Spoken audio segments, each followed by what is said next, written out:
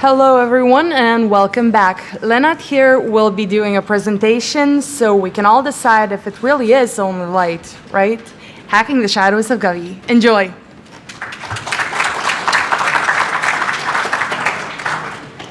Yes, hi everyone. Thanks for joining my talk and welcome. As you already heard, the title is It's Only Light, Right? Hacking the Shadows of Govee. One question before we start. Who of you already knows the company Govee? So there are a few people who already know it. And who of you has maybe a product of Govee? Not so many. Okay, great for you guys. Short overview that you can expect from this talk. Short introduction, very short introduction about myself. Then we will talk about Govee itself, what this company is about for everybody who is not familiar with the company itself. Then we will talk about the methodology and the scope of the research I did on one of their products. And then, of course, we'll talk about the interesting stuff, the results that were coming out of the research and a short conclusion.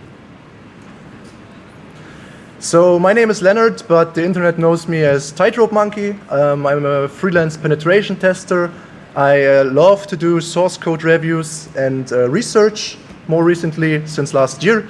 And I also like to attend bug bounty hunting events, live hacking events, and that stuff. And that's already everything I want to talk about myself. So let's directly dive in. So who's Govee actually? So Govee is a global player, as they call themselves, in the RGB IC market. So they make lightning setup products. They have over 12 million registered users worldwide using the Govee Home app, which is a central app to control all their different devices. In 2020, they had more than $200 million sales, annual sales. After that, they don't publish any more data. They distribute in over 60 countries worldwide. Their headquarters is based in Hong Kong, and they have 47 products in store, but more and more are coming, so maybe it's even more than 47 right now. So this is actually the product we're talking about, which where I did the research on. It's called the Govee DreamView P1 light bar. And maybe you are more familiar with the Philips Ambilight, where you watch TV on your screen, and on the wall you have this light setup, which is just shadowing the screen, what you can see, and creates this effect that you feel more into the picture. And Govee is doing the exactly same thing, but aftermarket. So it's not integrated into your TV or into your monitor, but you can just put the light bars or also LED stripes behind your television or behind your monitor. And then you can put the camera on the TV or under the TV, and this camera is filming your picture. And then it's creating also this light effect in the back of the screen so that you have this nice cinema setup that you can enjoy while gaming or looking for some movies. Actually, on this slide here, I wanted to do a demo, but shame on me, I forgot the device. I'm very sorry, oprostite. But you would just see that I have the device here, and I would just take the camera. Don't film me or anyone here, because you will later know the reason for that, and just wave on the camera, and you would see the light is changing because the algorithm detects that there is movement of my hand and adopts some colors. That's the whole magic of the product. So the demo would have been 10 seconds, and I hope you can imagine how it would have been. So sorry for that again. This is how they present themselves. They want to be that cool company which is creating this cool lightning setup, and that you really want to buy their products, that it's high quality, and that you enjoy having Govee products into your home because you can have really nice setups. Let's talk a bit about the methodology and what I was looking at. So this product is a product that you can connect into your Wi-Fi, and then you can download an app via Android or via iOS. And the basic idea is that at first you can talk with the device over Bluetooth, but in general, most of the time people will just use Wi-Fi. So you have the Wi-Fi, and you can control these devices everywhere on the world, like it's typically done with lots of IoT devices, like dust robots and so on. And what happens on the back end is they have lots of different infrastructure. One of them are the Govee app servers, where the app is mainly communicating with. Then you have the MQTT setup, which is AWS IoT-based setup. And you have the Amazon CloudFront servers that are used to store lots of different user data. We will talk about that data a bit later. And yeah, so both the devices, your smartphone and the Govee device, can talk via HTTPS and MQTT, and you can use Bluetooth or you can use Wi-Fi. So the idea was to find some interesting vectors where you can attack those devices and see if it's implemented in a secure way. So my idea was plain and simple: try to get some man-in-the-middle position, try to read some traffic, find out how everything works. You do that in first, and then you can see how the setup and the infrastructure is, and see if there's anything interesting that we may attack or that was implemented in an insecure way. A bit more about the methodology. For me, this was really a learning project last year. I wanted to do some stuff that I'm not so familiar with, so it was pretty cool to work on hardware. So I got this USB pirate, which talks lots of different protocols like UART and JTAG, so you can play around and try to find some protocols that are spoken on the circuit boards if you find any connector that's open. Here you can see this is one of these two circuit boards. This is the camera one, where I connected some clamps and tested for some different protocols to find out how these two circuit boards are talking to each other and if there's anything interesting where we can learn more about the device. Here you can see some soldering. So the problem was I wanted to solder there some connectors so I can do more in-depth testing, but the problem is my soldering skill sucks. So I couldn't do this myself. I don't know if you can see it on the picture, but it's very tiny. I haven't moved to Vienna that long when I started that research, so I didn't know that many people, and everyone I asked was, no, sorry, that's too small. I knew one guy from Germany actually, and I asked him, can you help me? And he was like, yeah, just send it to me. So I put the circuit board in, send it from Vienna to Germany. It took like 5 minutes to solder it, send it back, and I could continue. But I thought it was still funny because if you're missing a skill, sometimes you have to wait, even if you just want to start and do your research. But nice side effect of research. There's also always something that you don't expect. And here you can see the whole setup that you get more of an idea. So on the left is the circuit board, which is the controller device, where you have some basic buttons for turning it on, turning it off, changing the lights, basic remote control. Then on the down of the picture, you have the more interesting circuit board, which is the camera. And on the right, you have the JTagulator, which is a quite cool tool that you can use to brute force some protocols if you connect the pins and find out what the circuit board is maybe talking on the pins. For example, is it talking via JTAG or serial wire debug or something else? So, and this was also for me interesting because I did it first time, so there's lots of things to learn in the hardware area. Since I'm a penetration tester, I needed a methodology how to approach the research, and I did it pen test style. So whenever I found something, I made a vulnerability and wrote down everything I found about it and made it a bit like a pen testing report. So that was my approach to it, and that's a bit like the whole presentation is structured. So in total, I found 8 vulnerabilities, 1 low, 3 medium, 3 high, and 1 critical. I think very nice mixture. Because we don't have too much time, I can't talk about every vulnerability very much in detail, but I wanted to give you a brief overview, and then we talk about the 3 most interesting ones more in detail. So number 8 is just something very boring, JWT misconfiguration, but nothing too bad. Signature was checked, thankfully. So this would be a slide in your penetration test report that you would probably skip. Then arbitrary file upload, which was pretty interesting because if you remember, there was this CloudFront, and there are some things that are uploaded from the app to the CloudFront, and basically there are no limitations, so it doesn't matter which file type it is or how large it is. You can just upload it to their CloudFront and it stays there forever, so it's just storage for free, and you can distribute whatever you like and access it from everywhere.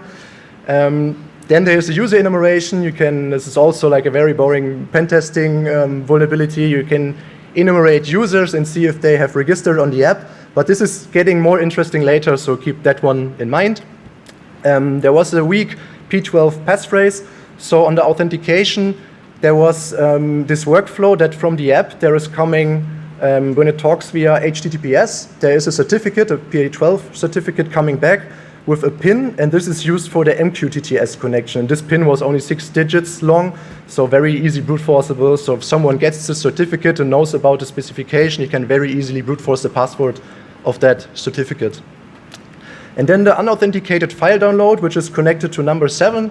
Everything on CloudFront there is accessible unauthenticated. You need to guess some IDs that are hard to guess, fair enough, but if you know them, you can always access it from anywhere and don't have any problems with authentication or permissions. But now enough of those vulnerabilities, and let's dive into the 3 more interesting ones, at least I hope. So there were multiple information disclosures, and also starting pretty boring. You start to look at burp, and you start to look in source code and just dig around and look for some quick wins. And one thing was API keys everywhere. So this is just some telemetry API key, not that interesting, also boring. Next one, okay, Google API key, very cool. You can make some costs on their services, also boring. And then it got more interesting, and in the source code of the Android app, I found this API key.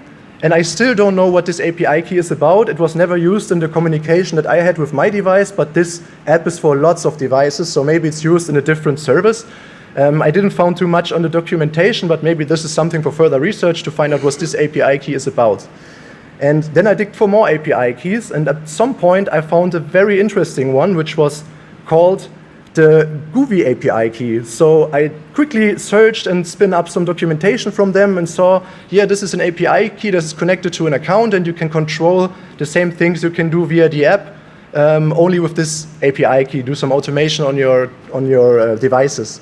So I was like, why is this hard-coded in the app that you download on the Play Store?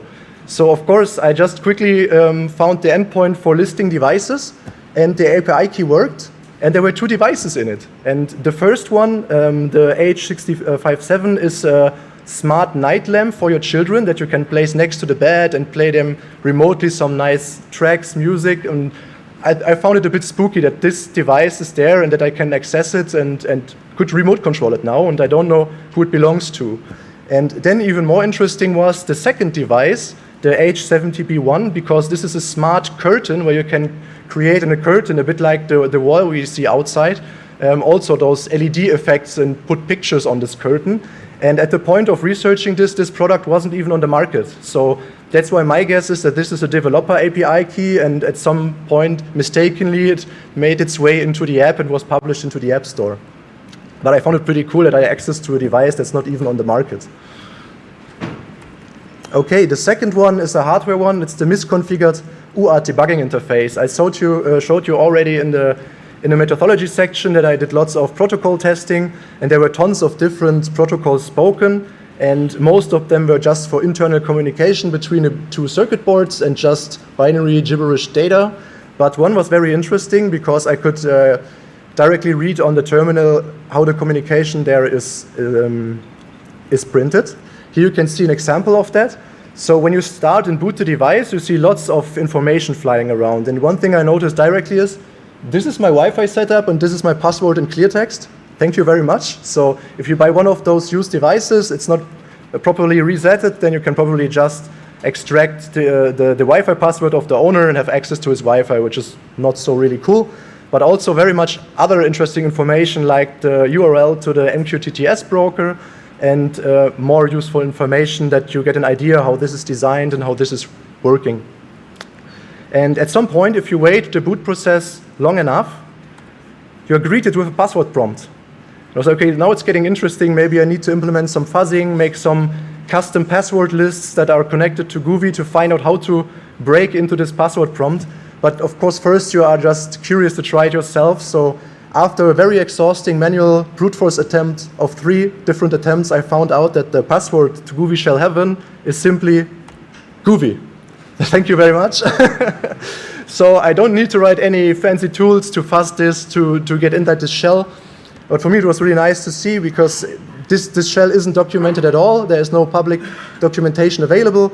But of course, there's always a help command, so you can start to fiddle around, see very much cool different options that you can use, access the camera, set different variables, and see how this whole device is set up in this UART shell.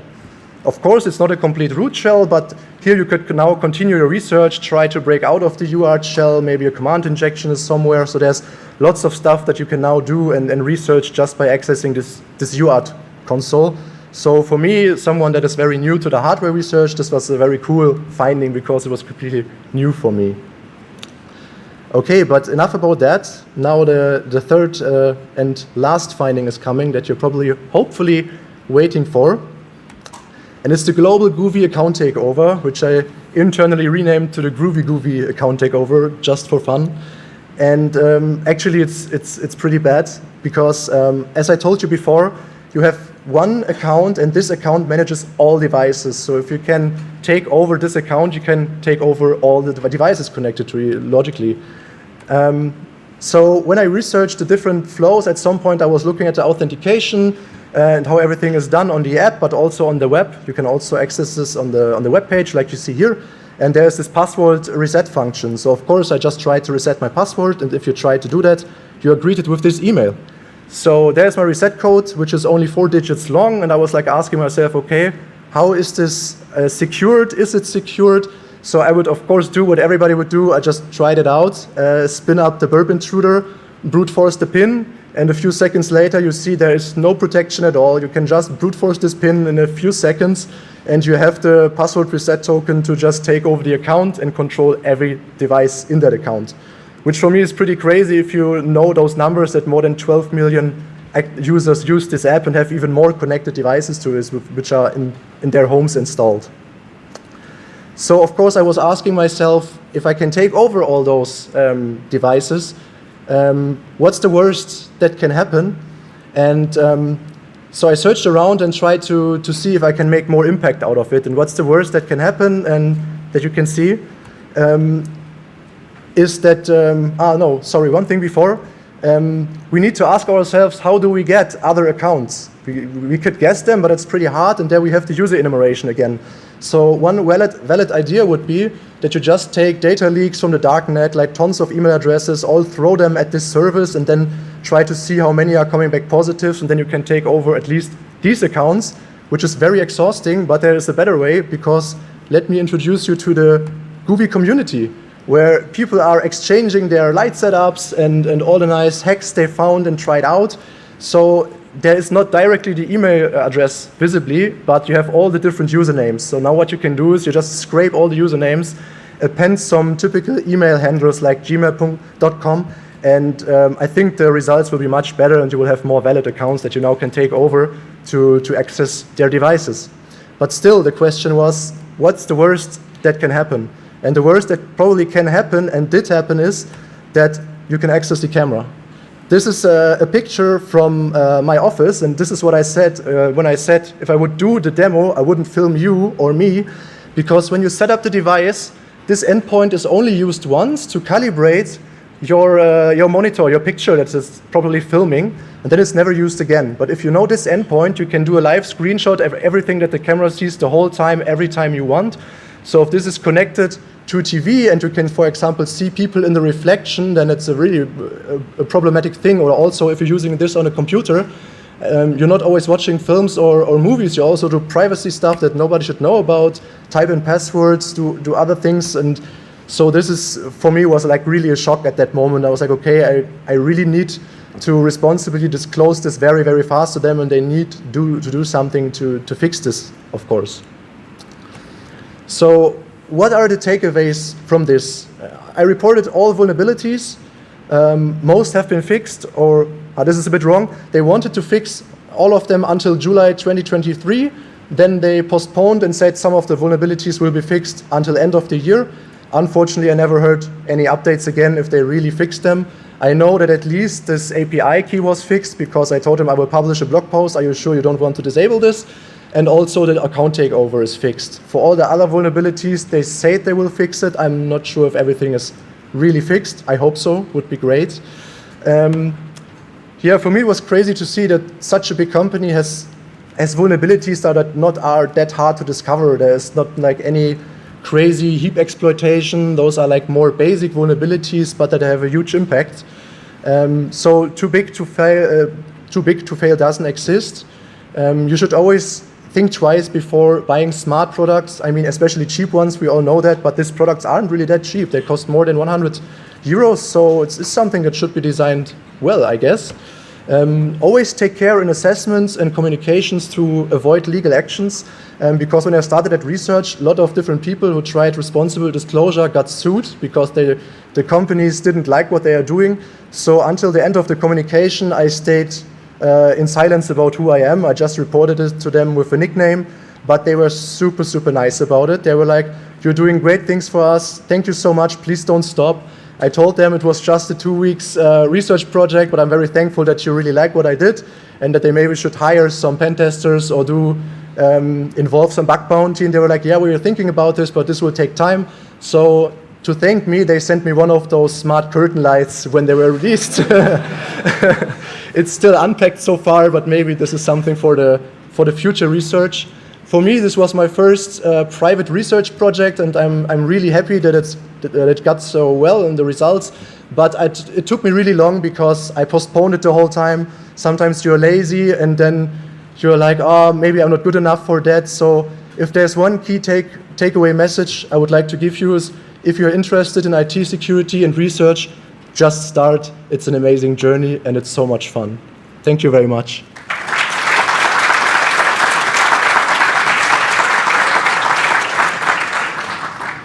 If anybody has any questions, now would be a good time to ask.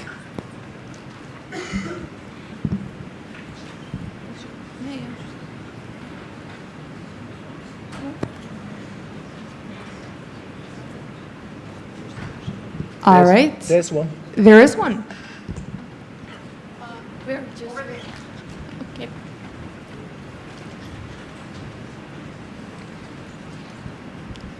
Hi, first of all, thank you for the great talk. I just wanted to ask, have you taken a look into Tuya? Do you know? Can you repeat into?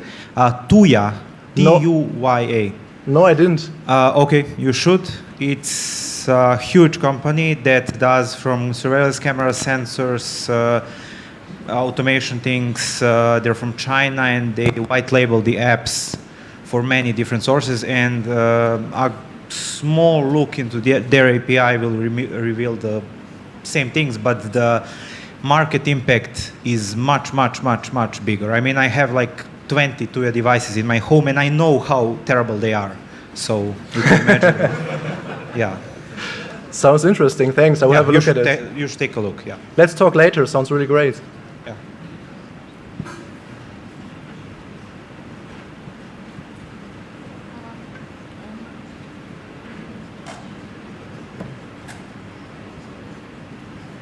Okay. Okay, that's it. Okay. Then thanks very much.